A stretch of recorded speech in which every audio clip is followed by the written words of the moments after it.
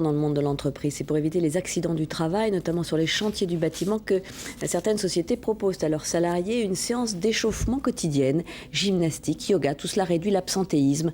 Un exemple dans la banlieue de Lille encore, avec Nathalie Pellerin et Bernard Guerny.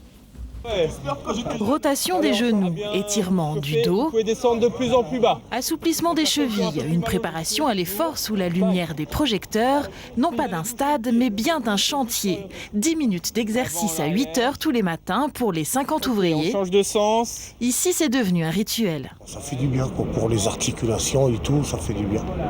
Quand vous voyez le matériel, il faut le bouger, il faut le transporter, il y a la pression de la journée, il faut courir, et tout ça, oui, ça fait que c'est comme un athlète.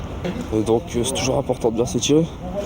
Chaque exercice a été établi sur mesure par un professeur de sport. Gardez le dos droit au maximum, voilà. Voilà l'avion pour réveiller l'équilibre ou encore le balancier.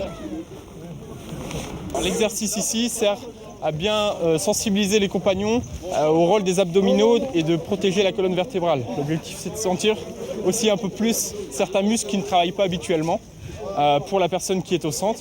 Il y a aussi un travail au niveau de l'appui de la jambe. Tout cela pour éviter claquages, contractures et autres blessures. Cette entreprise a choisi d'échauffer ses ouvriers sur 12 chantiers du nord de la France. Avant qu'il y ait des échauffements, il y avait 4 accidents tous les ans, entre 8h et 9h. Depuis, plus aucun accident. Si un ouvrier sur 2 était réfractaire à l'exercice il y a 2 ans, aujourd'hui la question ne se pose plus. Certains y trouvent même un peu d'exotisme.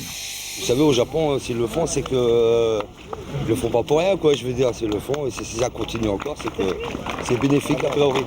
L'idée vient effectivement d'Asie jusqu'à la façon de conclure en applaudissant pour s'encourager mutuellement.